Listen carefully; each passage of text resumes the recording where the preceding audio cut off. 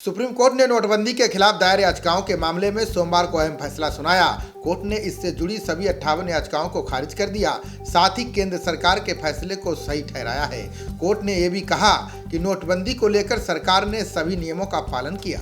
अब राहुल गांधी, कांग्रेस के नेता या विपक्षी दल ये कहते हुए नहीं सुनाई देंगे कि नोटबंदी गलत थी। नोटबंदी सरकार का सबसे गलत फैसला था। केंद्र सरकार पर नोटबंदी के बाद से इसको लेकर तमाम तरह के आरोप लगते रहे हैं। अब कोर्ट के आदेश के बाद उम्मीद है कि इस पर राजनीति शांत हो जाएगी। सुप्रीम कोर्ट ने नोटबंदी को जायज ठहरा दिया है। जस्टिस एस अब्दुल नजीर की अध्यक्षता वाली 5 जजों की पीठ ने इस मामले में फैसला सुनाया।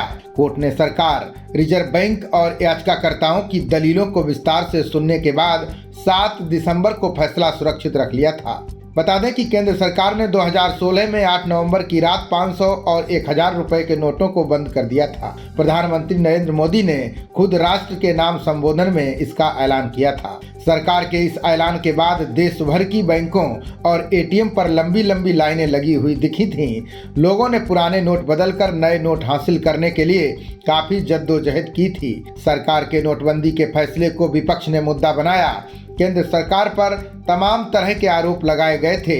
विपक्ष का कहना था कि ये एक तरह का घोटाला है। इसके खिलाफ कोर्ट में 58 अलग अलग याचिकाएं दाखिल हुई थीं। सुप्रीम कोर्ट ने केंद्र सरकार और आरबीआई को 7 दिसंबर को जवाब मांगा था, जिसमें निर्देश दिया गया था कि नोट को बंद करने के फैसले से संबंधित प्रासंगिक रिकॉर्ड पेश करें। जिसके बाद सरकार और आरबीआई की तरफ से इस मसले पर सीलबंद लिफाफा में दस्तावेज पेश किए गए थे। दस्तावेजों को देखने के बाद सुप्रीम कोर्ट ने कहा कि नोटबंदी पूरी तरह जायज थी। केंद्र सरकार ने फैसला लेने से पहले हर प्रक्रिया का पालन किया। केंद्र ने आरबीआई से लगातार 6 माह तक इस मामले को लेकर संवाद किया।